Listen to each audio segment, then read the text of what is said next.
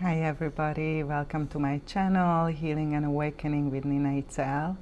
And today we're gonna talk about the possible causes of chronic disease. And chronic disease causes is one of the leading causes of death all around the world. And when we talk about chronic disease, you know, most people are thinking about heart disease, cancer, diabetes, but also there is a whole list of chronic diseases. We consider all autoimmune diseases in this category, like MS, multiple sclerosis, chronic fatigue, lupus, fibromyalgia, depression, Lyme disease, and chronic pain, but the list goes on and on. And despite of the wonderful achievements of allopathic Western medicine, this modality is still mostly unable to give any logical reason why somebody gets sick with these diseases, and also fails to offer any long-term viable solution how we can heal and restore our health when we suffer from chronic disease. So this video is about offering like an alternative viewpoint of what might be possible causes of chronic disease. And I'm not claiming this is the truth, but this is my perspective that I'm sharing in the hope that we can start a little bit thinking outside of the box and maybe expand our awareness. So first, what I would like to talk about is how I look at a human being. And from my perspective, a human being have four different aspects, which is the physical body, that is pretty obvious for everybody, and then the mental body that contains all of our thoughts, ideas, beliefs, values, and ethics, and the emotional body that contains all of our emotions and feelings, and then we have a spiritual body, what we call the soul, or that divine aspect of ourself that is undying and infinite. So this framework already is greatly differs from the framework that allopathic medicine uses. In allopathic medicine, people look at a human being as just a sack of flesh and bones, and basically just a physical machine. And from their perspective, you know, they look at the symptoms. It's focused on the symptoms. The body has a symptom, and they look at the body and focus on how to eliminate that symptom from the physical body, and that's what it's called healing, you know, in this framework. However, the framework I'm proposing is a much more holistic framework, and as you can see in the allopathic medicine, they do not consider these other aspects in terms of healing. And if you go to a doctor, they probably not gonna ask you so much about your lifestyle or your emotional state or your limiting or unconscious beliefs or your spiritual journey so much when they are trying to find explanation and the solution of chronic disease. However, many people are expanded beyond this framework, and the reason for that is because, as I mentioned earlier, this framework seems to be pretty ineffective, and in spite of, you know, all the technological achievement, you know, in diagnostics and treating, you know, people in emergencies, this model still fails big time to explain why chronic disease occurs, and also how to heal it and how we can recover and come back to our natural state of wholeness. So some people who went outside of this framework already, one of the person who you're probably most familiar with is Louise Hay, and her famous book of Heal Your Life, or How to Heal Your Life. I can't remember exactly the title, where she offers, you know, different explanations of physical illnesses and chronic disease, and she points out that certain beliefs or emotional attitudes can greatly contribute to chronic disease, and also we can use this approach to recover using affirmations and changing our mindset and just engaging in different practices that are addressing more the emotional and mental side of our being. Another pretty famous author is Caroline Myss, and her book of The Anatomy of the Spirit.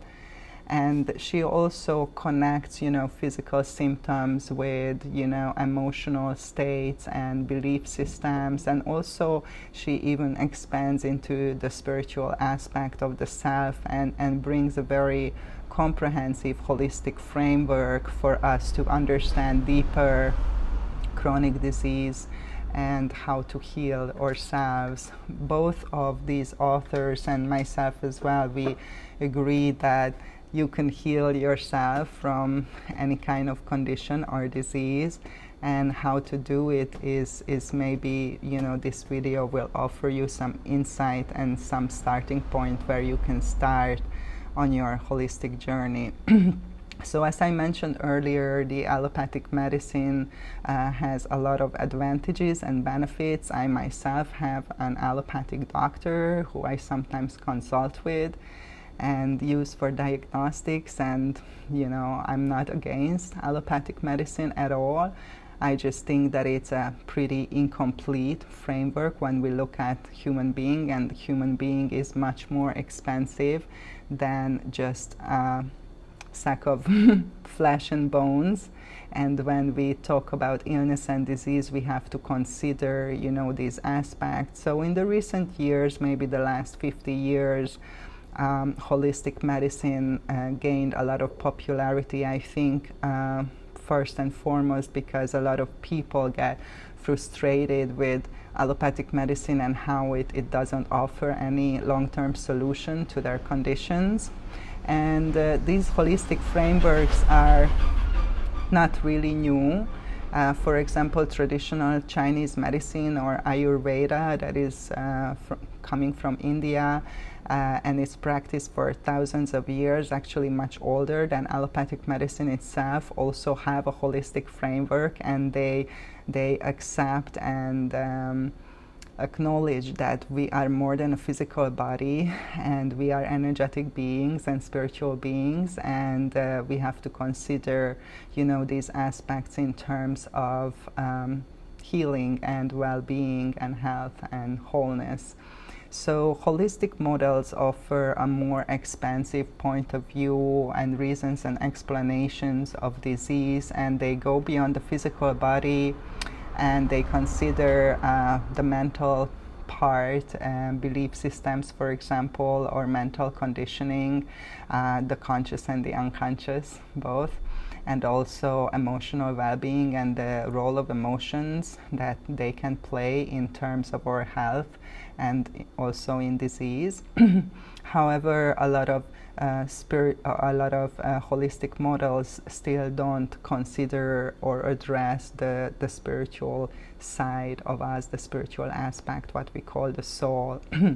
And even in psychology and psychiatry, we have a quite limited framework, and me myself being a psychologist, I'm familiar with that framework. That's where I come from, I studied psychology and then went beyond that framework because I could see in my own life and in my own practice that it has its limitations. However, it was a great contribution to understand our psychological workings and needs. If you want to discover a little bit more in different type of psychology, I really recommend transpersonal psychology and the work of Dr. Stanislav Grof, who was, I think, one of the first and most kind of famous person who brought in this transpersonal aspect of us, and that goes beyond the traditional psychological framework. And also in psychiatry, you can see that even up until today, their main approach with psychiatric dysfunction or mental illness is just hospitalize people and basically medicate them into oblivion, which is not, very useful, and they don't offer, comprehensive model or real solution to heal and recover from mental disease such as schizophrenia or psychosis and so on and so forth. So me myself came across like another model that I find currently the most expensive about 15 years ago, and that is shamanic medicine, shamanic practices. And through that framework, I understood that first and foremost we are spiritual beings, and as I mentioned, that is the part of ourself that is our true self, and it's undying and it's infinite, while our physical body or thoughts and emotions will cease to exist in this shape and form after a certain amount of time. So from a shamanic perspective, because you are a soul, you are a piece of spirit, all root of disease is spiritual. So they focus on the root, on the spiritual cause of disease, and according to that framework, the soul can, so to say, fragment and disconnect to a certain extent, and what that leads to is a type of loss of power or loss of life force energy. So when we come across soul fragmentation, that is mostly due to traumatic events that we experience, or soul can fragment and kind of disconnect, and the result of that will be that our life force energy won't be focused fully and completely in this now moment, in our body, in our physical reality. And as a consequence, physical disease will occur because simply we don't have enough energy, enough life force energy flowing and sustaining our physical body, so the physical body will start to break down and manifest disease, especially chronic disease. So basically, if you look at from this perspective, the goal is to restore the soul and bring that fragmented self back into a state of wholeness, so we regain our power over our life, over our health, and we have enough life force energy to sustain us in this reality. And the most familiar tools for me that I use to do this work is different type of shamanic practices. For example, soul retrieval, that is very effective, and healing in altered state of consciousness, when you are able to access those less obvious parts of yourself, like unconscious beliefs or suppressed emotions or hidden trauma, and you are able to process that and work with that and integrate with that. So some of these tools can be breath work or hypnotherapy, or it can be also using of different plant medicines and plant allies and teachers, such as the ayahuasca, psilocybin, peyote, and so on and so forth. And then another tool can be somatic experiencing, brought to us by Peter A. Levine, that is also super effective. And these tools can help us greatly to regain our health and to heal ourselves. And I myself use these tools for many years in my life to heal chronic pain and to process trauma and to restore my health and well-being. And also, over 20 years that I'm working as a therapist, I assisted other people to heal from so-called chronic disease and to heal themselves with these tools and to expand their awareness to this framework and to these approaches. And we had great results, and all these people had great results and almost full recovery. So I'm not saying again this is the only way, but this is something I did experience, in myself and other people who I assisted, and I know from experience that these are very effective ways and offer a greater kind of potential for healing and coming back into our wholeness compared to allopathic medicine.